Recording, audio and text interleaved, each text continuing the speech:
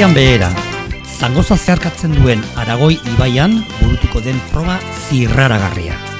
Zangozako presatik abiatuta, Kantolaguaraino jaitsi behar dute parte hartzaileek erronkako lehen banderatxoa lortzeko. Zintzilikatutako banderatxoa lortu behar dute beste taldeek baino lehen.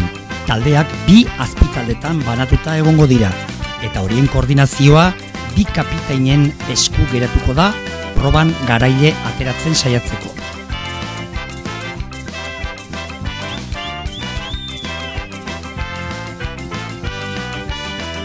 Zein talde izango da Aragoi ibaiko urak garaituko dituena?